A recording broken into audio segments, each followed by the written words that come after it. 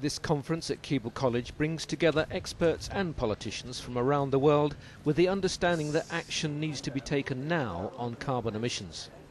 It was the Industrial Revolution which had quickly brought mankind to this point of climate change.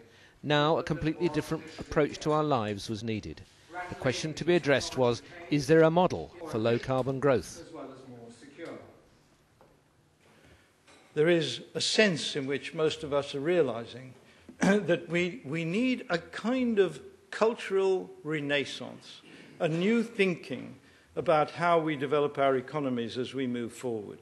And so starting from cultural change seems to me to get it absolutely right. The big challenge, can we embed the need to defossilize our economies into all of our thinking? And I do think that means we have a massive opportunity on the one hand, and at the same time, it's a cultural rethink that is required around that challenge. And there was the whole range of other aspects to correcting climate change that the conference would be considering in detail through technology challenges, institutional changes and global governance.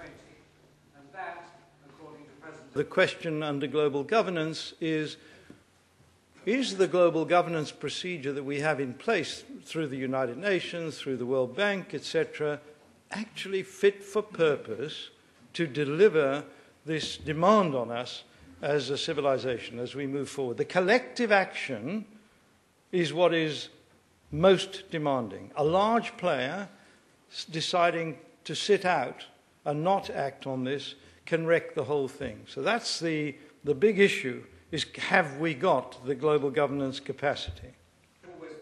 The economic crisis was no excuse for inaction, quite the contrary. We need to be examining whether our economic and regulatory and financial mechanisms need to be corrected so that we don't face up to a similar event again. But whatever we say, this economic crisis ought to be seen as a stimulus for activity in this direction and not a reason for inaction. The question of equity with funding for developing countries to avoid them prolonging the mistakes of developed countries in the past with carbon emissions was a crucial issue, but compliance with any agreements for action was the key. What is the mechanism we've got for compliance built into those agreements? So, for example, when my Prime Minister sent me over to Russia with the little task of getting President Putin to ratify the Kyoto Protocol, we managed it. He ratified the protocol, but I didn't see that it made one jot of difference to the Russian position on climate change, whether international negotiations or actions within Russia. So there was no compliance in place to see that a nation that ratified followed through with action. So one of the big issues is, for me, the issue of compliance. This conference of experts from around the world finishes tomorrow with a speech from Al Gore, the former United States Vice President, who is now a global environment campaigner.